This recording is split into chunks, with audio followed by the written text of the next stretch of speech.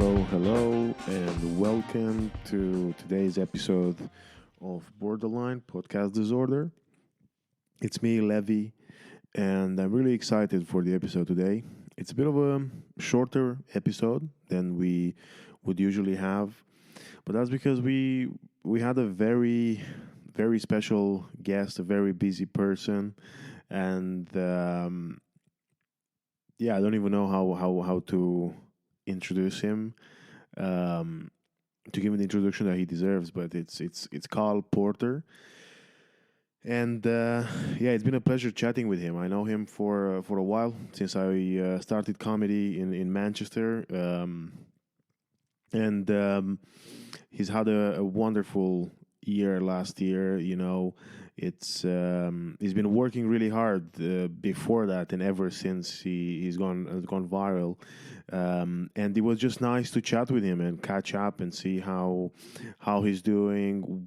It was when we recorded this was around it was before Christmas actually, so it was good to reflect on what's happened. A few months later, almost half a year later, and no, actually it's not because it was August. Anyway, a few months later, he had enough time to, well, not enough time, but he had some time to, you know, reflect, look back, and then we managed to record that and speak about it for you to listen to it.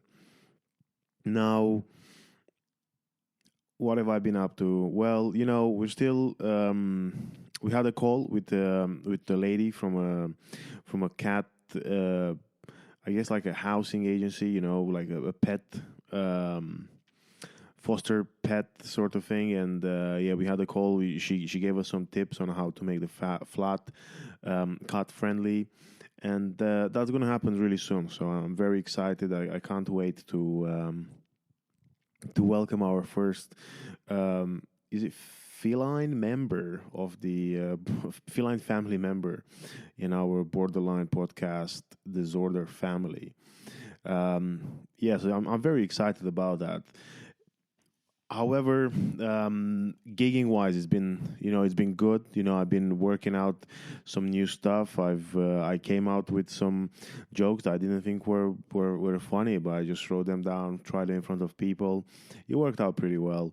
But then I also had a gig where I really had to struggle not to feel brokenhearted, not feel bad about. And what's helped me a lot was to find the positives in the experience. It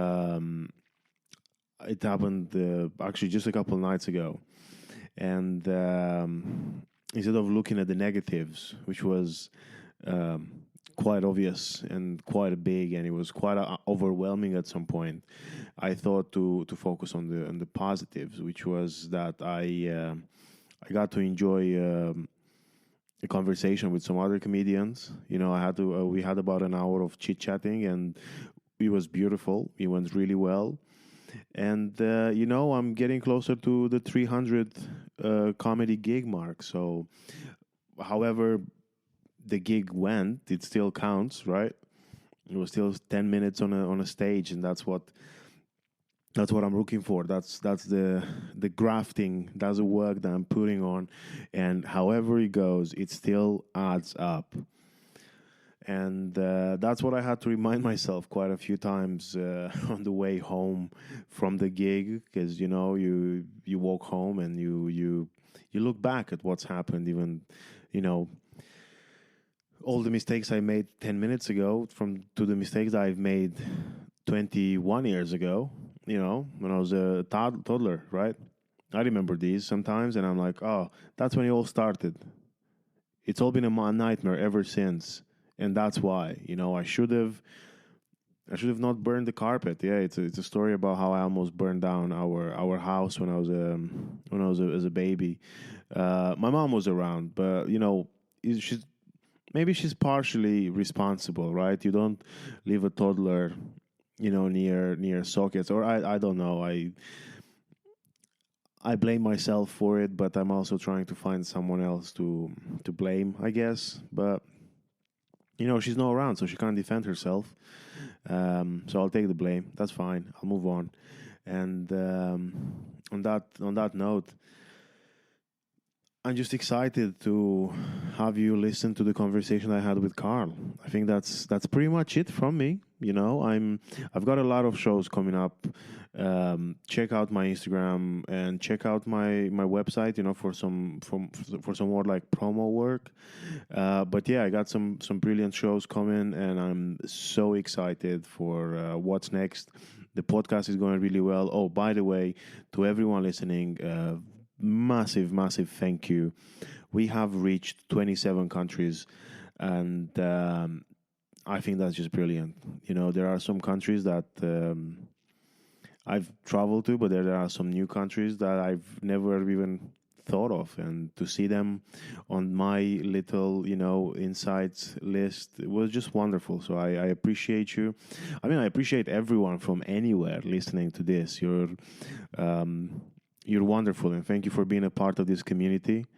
There are some wonderful things that are going to happen soon. We got some incredible guests coming up, and I'm still looking for even more guests, and I want to make this even better. And only with you it's going to get better. You're a massive part of it. This is why I do it. I want for people to listen to it, and I want for people to enjoy it, at least as much as I do, or at least close to how much I do, because I absolutely love doing this. And I think that's all from me. I've took enough of your time. I really appreciate you once again, and I'm just going to let you enjoy my conversation with Karl Porter. Enjoy and stay skillful.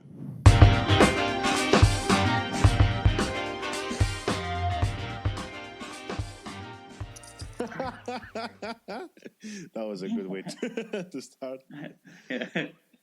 Hey, Karl, how's it going? I'm good, mate. How are you?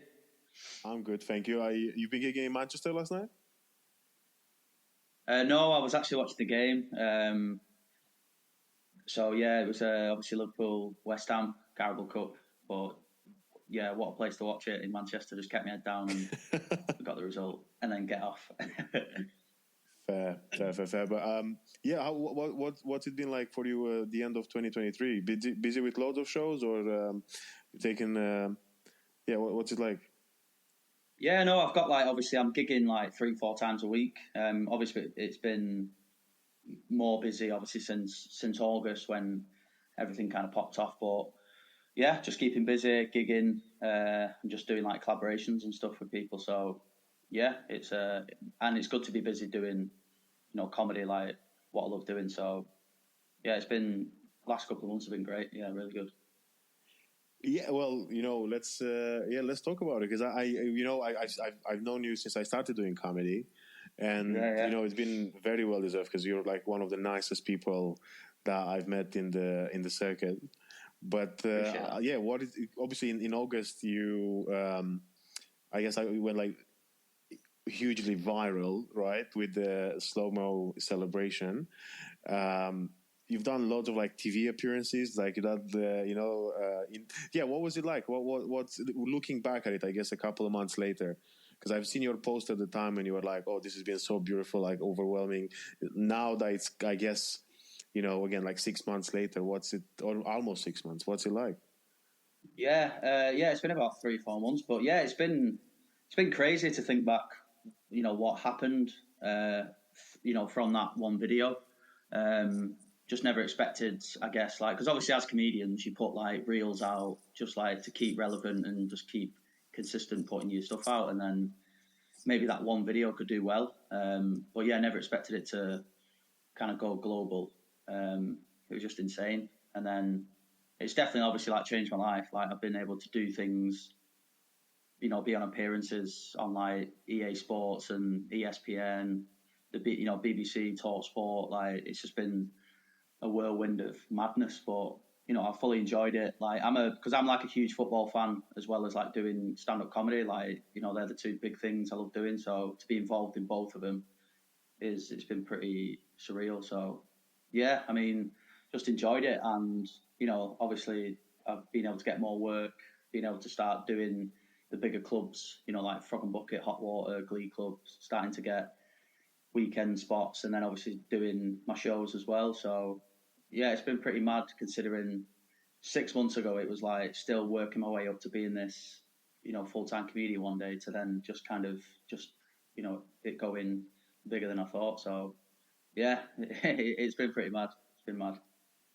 Nice. What was it like with going around the country with Karl Porter and friends? Yeah, it's been pretty mad because obviously people, like, you really find out what it's like to be a stand-up when sorry, like when people actually come and pay to watch you. Like, do you know what I mean? Like, it's pretty insane. Like, I've done 3 shows out of, I think I've got 8 altogether. Done 3 this year.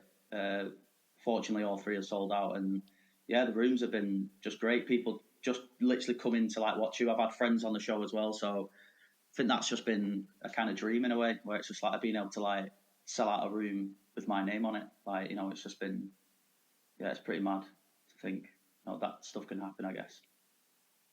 Well, yeah, it sounds incredible, and I think what are you thinking about it? Even like before, or was it something to do with? Okay, cool. Well, this is again. Kind of like again the video went viral. People are starting like I start being like a well-known name, because now even I speak with people that maybe don't know comedy, and they know who like Karl Porter is, right? Um, so is that how it started for you? Or were you like you're planning to do the Karl Porter and friends, and or you just got like speeded up by the by the video? No, so like the Cowpot and Friends were never a thing, I guess, um, before the video and stuff. Like, obviously, it was something I've like wanted to do, but then that kind of obviously like, just got it going instantly, I guess, where I was able to get on board with people who's looking after me, and they obviously got the shows running. And yeah, just to think, not like it wasn't possible months ago, but yeah, like I said, I think the video just like spurred it on to get those shows. So, but yeah, I think it's mad, more or less, how like far it's travelled, the video. Like, I've had people messaging me from like Japan, um, America, just saying, literally saying, come over here and do a show, like Brazil. And I'm like, Jesus Christ, I live in an attic flat in Blackpool. You know what I mean? It's just been, it's crazy to think it's gone so like all over. Do you know what I mean? Just like, I'm like, what? But yeah, no, Oh it's just been, God. yeah, no, I love it. I'm enjoying it, definitely. Well, because you've done London, right? You've done Manchester and Birmingham. So I've done 2 in London at the Museum of Comedy. I did those 2 in October, and then I did the Glee Club in November. And yeah, all 3 rooms were just great. Like, everyone who came just sat, watched the show, enjoyed it, and it's one of them. Like, obviously, yourself. Like, when you go to like comedy nights, and it's rooms can be tough. You're thinking, oh, like, I've travelled this far to do this gig, but I said back before, when people actually pay to watch you perform, it's like people are there, sit back and relax and just enjoy the show. So that was like one of the best How things. well? Yeah. Let's go on. More details about this. Like, what was it like? I guess. What did you feel? From because you were saying before you travel to a gig and you're just someone on the bill. People going to watch comedy. How did you feel like? Was it more pressure, and then you found out that actually no, this is even better, or was when did you feel more, I guess, stressed, or like when did you feel more like, oh, I don't know what's gonna happen now? I think when I did the first show at Museum of Comedy in London, I was in like the back room, and I remember being in the room.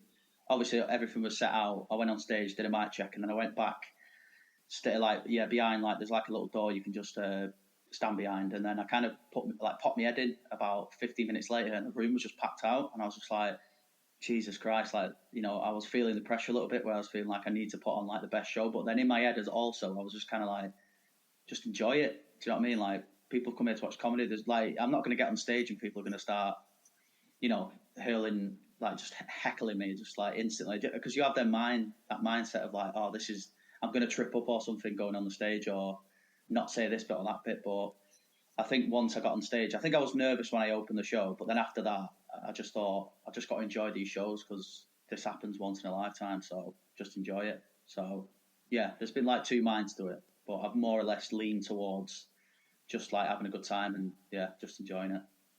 When did you, when more precisely, when did you start doing comedy?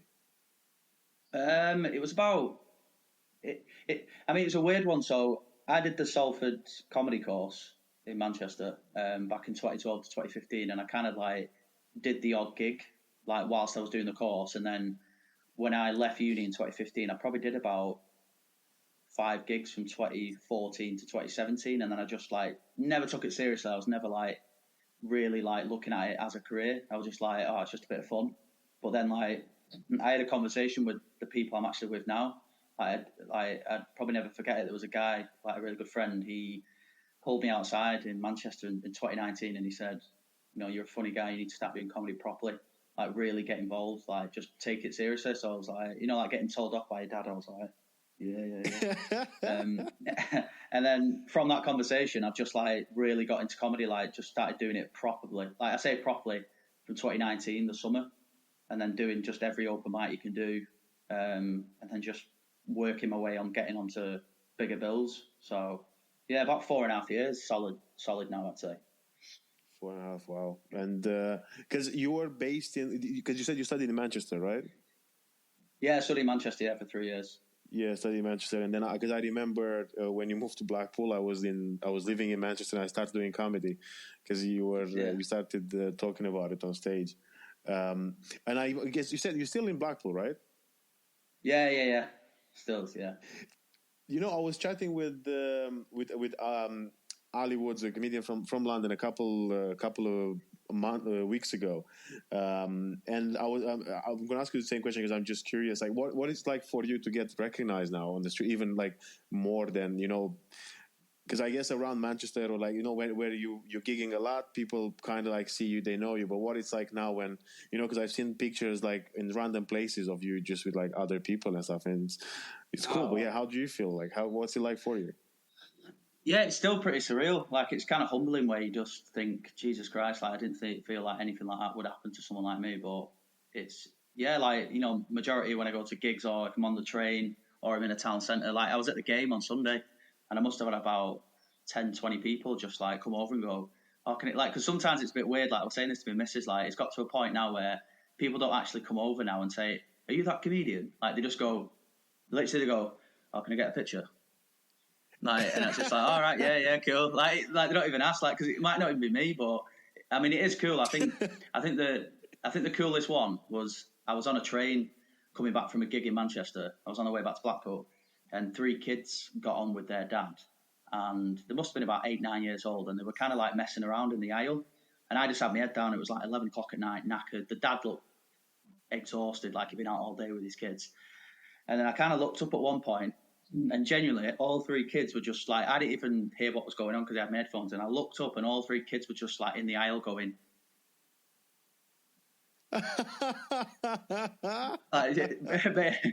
basically doing the slow mo celebration. And I didn't clock on. And then when I looked up, I kind of just had a bit of a smile where I was like, wow. And then the kids saw me, and then they were like, and then they come over to me and they were like, "Are you the slow motion man?" I was like, "Oh, yeah, why?" No, but I was like, yeah. And they were like, "Oh, can we get a picture?" So that was kind of, I think that's like the coolest thing what's happened. But yeah, just in general, like it's pretty mad when like still to this day when people go, "Oh, can I get a picture?" Or like, "Is this you?" Or so yeah, it's still surreal. Like it's pretty mad. No, I think because you were actually talking about like your Mrs. earlier. I forgot her name. Sorry. Red. Sorry. Red. Red. What was it like for her? When it was again things. I think it like hit her as well at a point where it was a bit like not like it came like too much and stuff, but it was just so overwhelming where because everything just happened like so fast and everything came at me where everything was going on like day in day out. Like I was just constantly on my phone like collaborating with people and I've got to say she's just been so amazing where she's just been there for me. Do you know what I mean? She's never kind of like taken in like a backseat, if you like, where she's like, "Oh, it's getting a bit too much." Like she's kind of like, we've been in it together, so it's helped a lot, to be fair. Like having someone there where I can look at. If anything's come up, I'm like, oh, this has happened, and I've been asked to do this, and she's just like, let's do it, let's go for it. She even at a point, because we're getting married next year, and bless her, like I think about a week into, yeah, cheers, thank you. There was literally about a week into it. She kind of like, we went for a walk, and like she basically just turned to me, and she was like, if you want, with everything being so busy and everything's just gonna blow up for you now, do you want to like push back the wedding and stuff so you can concentrate on this? And I was just like, that really feels amazing to have that support, because she's willing to do that. But obviously I was like, no, the wedding's going to happen when we, the date's set, we're doing the wedding, don't need to worry about that. But to have her say that, it's like, wow, I really do have like the best support, from my girlfriend. She's willing to like put my career first, you know what I mean? So, yeah. But yeah, the wedding's still happening on the day and stuff. We're looking forward to that. It's going to be amazing. So. No, you should. I think it's because I think we might have like crossed paths at some point when you were gigging in Manchester, but it sounds amazing. And what has been, because you've done in the Karl Porter and Friends, you've done actually gig with Ben, right? Yeah, Ben Silver. Ben and Tom. Yeah. What was so like, I guess. Go on. Sorry. No, sorry. So obviously I've had like 3 friends on each show. I've had Ben on all 3, and Ben Silver's like probably like my best mate in comedy. So, and he's like, for me, he's like one of. I feel like I've had like a journey together where we kind of started at the same time and we've like leveled up at the same time. So I feel a lot more comfortable as well to have Ben, because he's like a really good friend. So to have him on the shows, doing the spots, what he's doing, it's really like good. And then getting other acts on as well who I like and stuff. So yeah, it's been good to have like friends. With the show being Karl and Friends, it's like I'm literally getting friends on. So it's kind of cool just to chill with your mates before a gig. It's like, this is pretty cool. We're literally going to go and do a room, soon. So yeah, it's pretty cool. I think that's, because I think apparently Adam Sandler used to do this thing where he was basically like bringing his actual like mates on, and they would gig together. Because I was going to say, I did once a gig for another comedian, and he was like, and her friends. Funny enough, I've never met her. And I've never it was just funny going into the room and being like, oh yeah, so hi, my name is Levi, I'm here to do comedy. And I don't know if it happens to you, like when you do a gig and sometimes people are like, oh, I mean, obviously with you it's different now, because almost I think everyone that's booking you knows you, but people go, oh, I've seen this act before, such a brilliant comedian. I was like, you've never seen me before, you have no idea what's going to happen. Yeah. And I did that sometimes when I hosted, and I mispronounced someone's name, and I'm like, oh, I just gave it away now. Yeah. So I think it's such a wonderful thing to for you to actually like be around people that, and again, Ben is a brilliant actor as well. I think I enjoyed his work so much, and he's just he's a very nice person as well. I think when I crossed paths with him in Manchester, he's always been lovely to chat with. How was the FC event? Oh, the EA Sports. Yeah. That's probably been the most surreal thing to do, because, like I said, I'm a huge football fan, and I got invited down to do obviously the celebration on stage. So they were obviously launching the game, and the night basically they had, I think the whole people there, it was just like influencers, like TikTokers, YouTubers, like the Sidemen were there, the Beta Squad. You had obviously like Young Philly, Harry Pinero hosting the night. And then obviously I came on stage like when they started the show, and it was like, talking about the game, and then they said, oh, what about this celebration of the game? What about that celebration? And then they were like, I think we know the guy for the celebration. And then they got me on stage. And then I basically like did a little, it was like a slow-mo leading up to a goal, and the goal with Young Philly and Harry. So like one of them passed it. I think Harry passed it to Young Philly, and then Young Philly crossed it to me, and then I just headed it in. And then like that was it.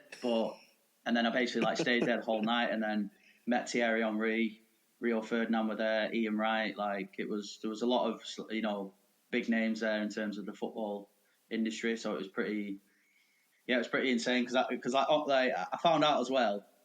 So Liverpool, obviously, the event was held on a Thursday, and the night before we were rehearsing and stuff, and the organizer turned to me after I mentioned I was a Liverpool fan, and she was like, "Well, you're not going to like this." So we actually had 2 Liverpool players confirmed for this show, but because Liverpool are in the Europa League, they're playing on Thursday, so they won't be at the show. And I was like, who were they playing? Who were the 2 players? And they said it was Diogo Jota and Virgil van Dijk. And I was like, I'm getting off.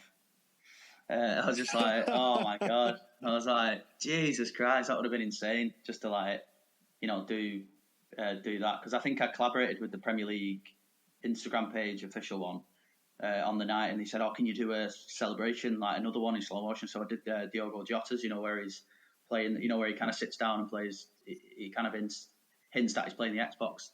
So yeah, and that would have been cool if he were there and he saw it and he was like, "It's good that." I'm like, "Cheers, mate." But yeah, no, it was pretty surreal to be surrounded by,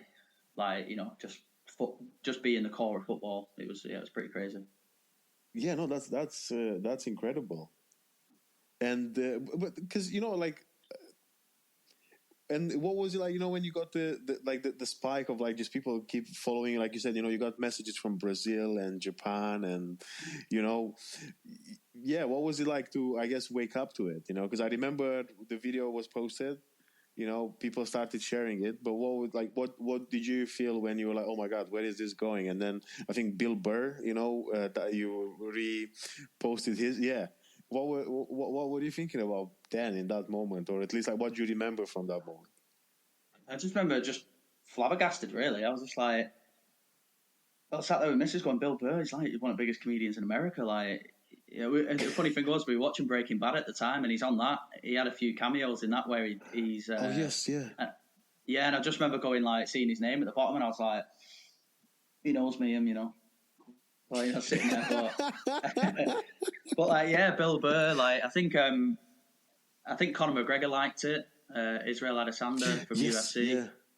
Yeah, and I think Charles Oliveira, he reposted it on his Twitter, and I was like, Jesus Christ, these are massive celebrities all over the world, globally. So for that to be a thing, it was just I kind of sit there and think, who else has seen it?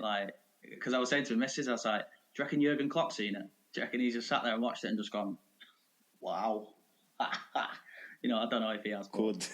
But pretty cool, yeah. So, yeah, no, it was, like you said, people messaging me from all over the world. It was bonkers. Because it was just like I said, I'm just a normal lad from a council estate, and to have something of my own thing travel the world, it's madness.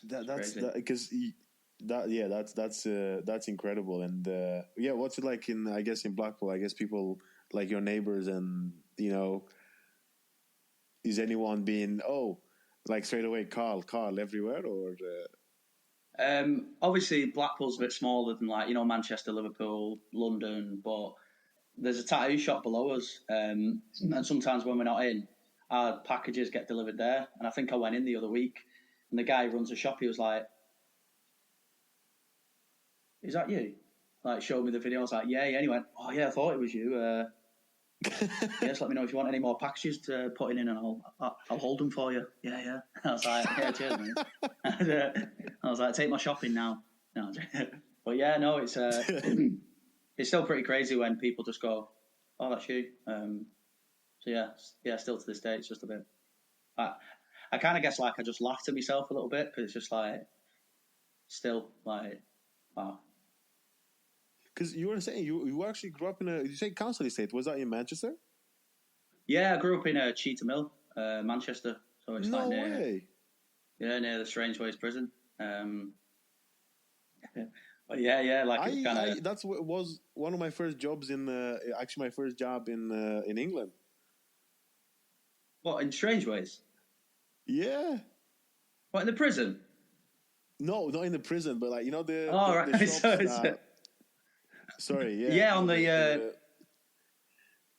Yeah, because basically the ones that were closing down every time the police would come around. Yeah, of course. Oh God. I was plastering one of them, and I remember I used to get paid £30 a day. Right. And I remember this thing when once basically like they found out that the police is coming, so they just closed the shutters, and we ended up being stuck in there for the whole day. We couldn't get out. Wow. So the police were like circling the Yeah, road. Yeah. And they were like, Wow. "That's it. Yeah, you gotta stay in." And I was like, "Oh God, this is ridiculous." And then, and again, I barely spoke any English. I had no idea what was happening, to be fair.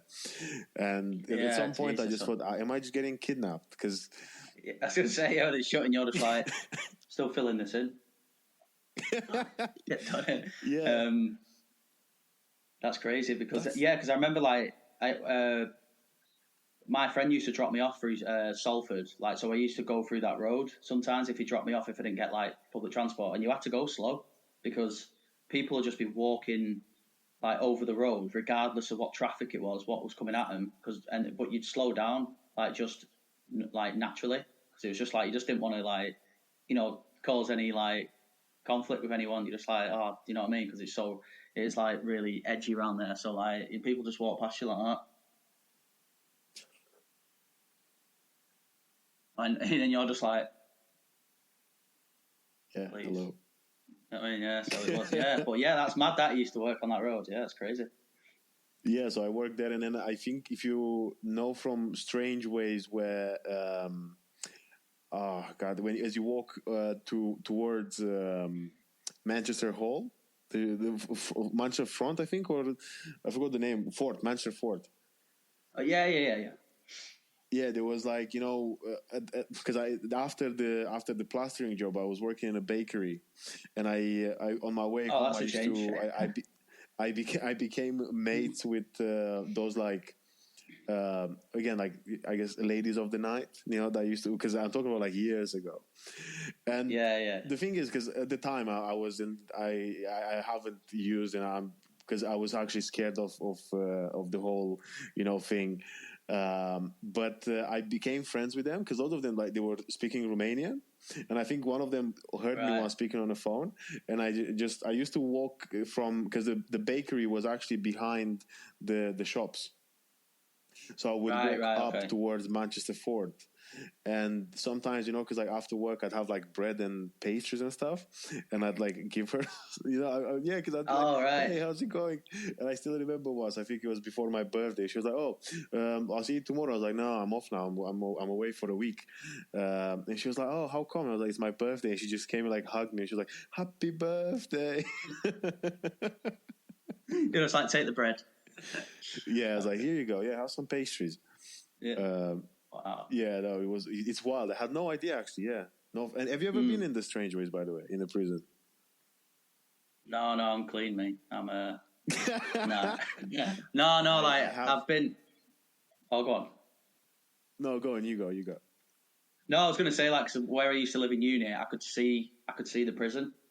Not like right over the road, but you could see, and you know what I mean. You're just looking at it, like when it gets nighttime, you're just like, Jesus Christ, like, yeah, well intense just to look at. Do you know what I mean? It's like, yeah. But what were you going to say? Did you say you had a story? Yeah, well, the thing is, I visited that prison because this guy who, like, someone that I knew was an acquaintance, got arrested, and he got put in I think he got put in that prison. I remember like going and visiting, and it was the first time I've done something like that, and yeah. I think at the time I was actually annoyed because, again, he had nobody else in England, and I was like, oh God, I guess I'm stuck with like not having to visit. And just going in, it was wild because that's what I was saying. I think I know where you lived because I worked around there and I walked past that place, and to see the first time when you go through the scanners. Oh, Jesus Christ. Yeah, he was just wild. And I think he was telling me this story that apparently he met like a Moldovan guy that was basically they were trading like money for cigarettes and stuff. It was wild, yeah. Jesus Christ, it's one of them where if you get caught, then God knows. He was crazy because apparently he was in a fight years ago. He got called up to court. He never replied, and because he moved houses and everything. So only like 7 years later, they pulled him for like a ticket or something, and then they found out that he was actually being looked, basically like that the police was looking for him, But bear in mind, like Wow. 7 years later. Yeah. Wow. Jesus.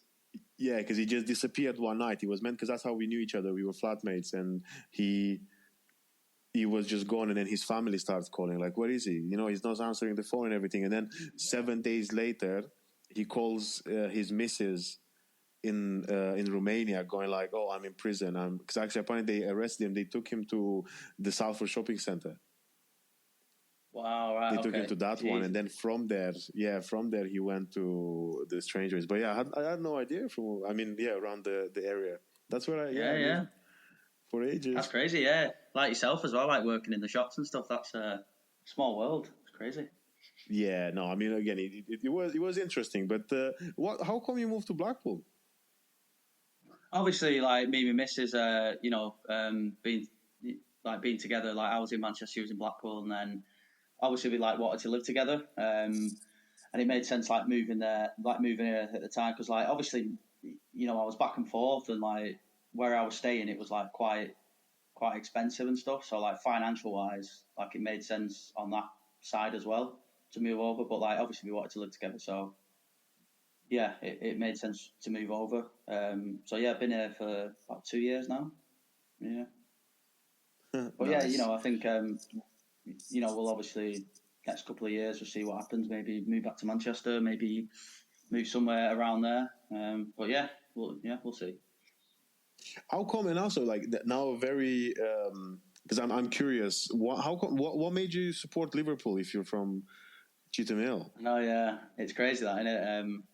The funny story, when I was at the game on Sunday, like these two, I think it was a son and a dad came over to me. The son must have been around about my age, and he was like, "Oh yeah, you're that guy, aren't you?" And I was like, "Yeah, yeah." And he was like, "So whereabouts are you from?" Because they knew, like, I think they expected I was from Manchester, but I'm a Liverpool fan. But so I went, "Yeah, I'm from Chorley, near Preston. That's where I was born." So I lied, but then them two went, "Yeah, we're from Manchester, but we're Liverpool fans." So I was like, "Yeah, I'm actually from Cheetham Hill in Manchester." So yes, boys. So all three of us were like, "Yeah, we're Manchester boys, but we support Liverpool." But it's a weird one, like, because obviously I've got a twin brother, two older brothers. They're Man United fans, and I guess like once I knew what football was, when I was like watching it, getting into it, I remember watching Gerrard, like Steven Gerrard, like just being like amazed by this guy, like just I think he made me fall in love with football. So I was watching him, just like, you know what Gerrard was like, scoring goals outside the box, left, right, and centre, and then I just kind of fell in the Liverpool basket after that, and just always been in it. So yeah. But yeah, it's great. Nice. No, it sounds wonderful, and I'm always curious, because you see sometimes people that and I was just, what's your story? Like, how did you? And it makes sense. Like, I think Steven Gerrard was an amazing player, and it was the loyalty as well that stick a lot. The fact that he like stuck with. Yeah, he could have left numerous occasions. I remember when we won the Champions League in 2005. I think he was on the way to Chelsea, but then he turned back. Like, I think Chelsea, United, Madrid, Inter Milan, Munich. Like, he could have gone to any of those clubs, 100%, because he was that good. He was one of the best players in his position for years, but he kind of just bled Liverpool, didn't he? Like, he just stuck to Liverpool loyalty. And I think he said, when I watching his documentary, he said, like, even if I just won one trophy with Liverpool, it'd mean more than winning 20 trophies with someone else. So yeah, the loyalty's there, like, through and through. What was it like? Because I remember where you had when you did the collaboration with the Premier League. The NFL. I'm an NFL fan. I mean, actually, American football. I like the college football more, cool. But I'm a huge American football fan. Are you into American football? What was it like? Because I think I actually when I saw the comment myself, I got more excited about that. Oh, cool. Yeah, no, it was... Because I was like, oh my God.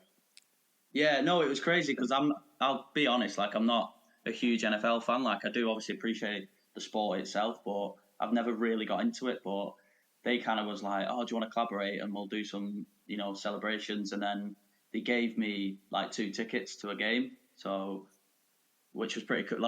So I've got a twin brother, so it was actually, the game landed on our birthday. So we went, obviously I took my brother, we went and watched it, and it was, it's pretty surreal, to be fair, because it's obviously different sport to football, like it's more of a show and stuff. Obviously, you've got like I never knew like how much like because there's always breaks in between each like kind of like touchdown and whatnot. So you, like it goes on for like hours, and you're just like Jesus Christ, there's not even a lot of the game time gone, but you know what I mean, with everything going on, like the singing, the the cheerleaders, just everything in general, just like. But you know what I mean, everything as a whole, I was just like, yeah, this is like a proper show game, but it's obviously a physical sport and stuff. But it it was a great experience to like just go and watch it, I guess. Yeah. Because I think you watched the because you were at the London one, right? You watched the Jacksonville, I think. Or was Yeah, it the first one?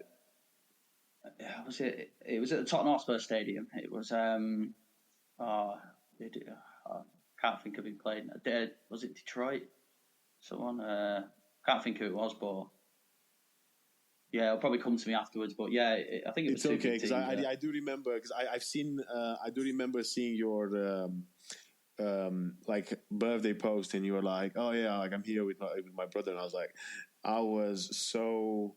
I was happy for you, but I was also a bit jealous. I was like, "Oh God," because even though I know it lasts 4 hours, and that's sometimes what puts me off wanting to go and watch it live. But yeah, I guess it's an experience now. So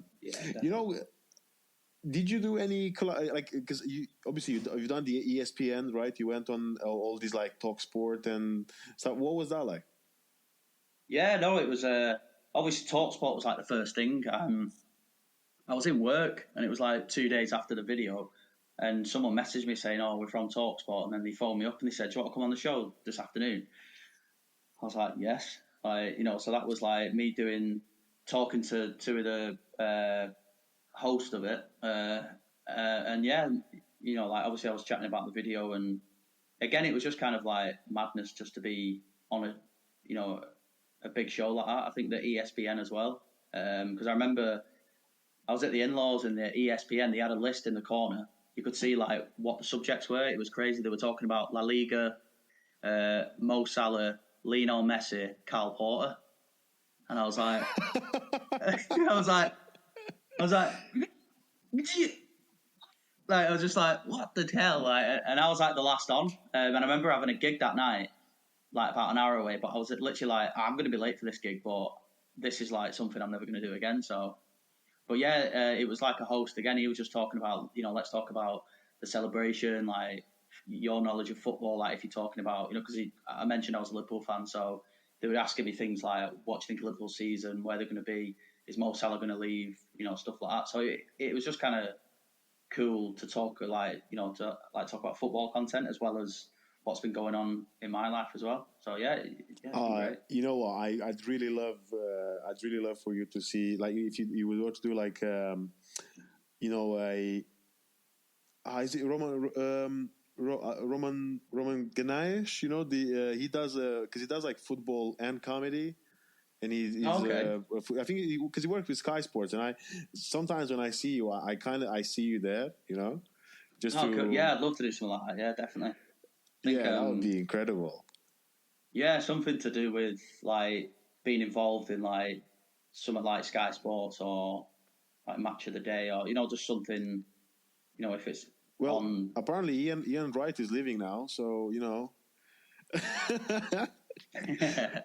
Oh, wow. Yeah. But yeah, no, there's like, do you know the Mika Richards, Gary Lineker, and Alan Shearer podcast? Yeah.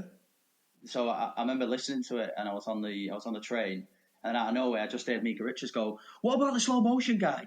That's good, that isn't it?" And I was just like, God's sake! Because like even people, football related people, like ex players, are talking about it. It's pretty like, it's crazy. Have you played football? Like, were you a sports person? Like when you, I don't know, when you were younger, I guess in school or something? Yeah, I used to play football all the time. Like, I still love football now, but I'm very, very unfit. I played five-a-side a couple of weeks ago. Like, and when you pumps and stuff, you're just like, yeah, come on, boys, let's have it. Come on. And like 5 minutes in, I was like, I'll go in goal. I was like, oh my God, like stitches everywhere, like proper done in. I was like, even though I'm only 31, I was just like, I really need to get back being fit. If I wanted to play at Wheatley, you know what I mean? I was just like, but yeah, I love football. Always played like football when I was a kid, and in college and stuff. So yeah, it's my sport. Yeah. Do you? Because I collect T-shirts. Do you do anything like that?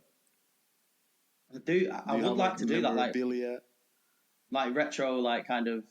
Yeah, I looked at like obviously I go through like I've got like I think there's a website obviously I'm linked up to. It's something for a shirt, but like basically you can get delivered shirts, but it's like you don't know what retro shirts come in. You can pick what leagues it can be from, and then they'll just turn up like maybe like a Munich top from '99 or something. Yeah. But yeah, like I'd love to start having a collection once.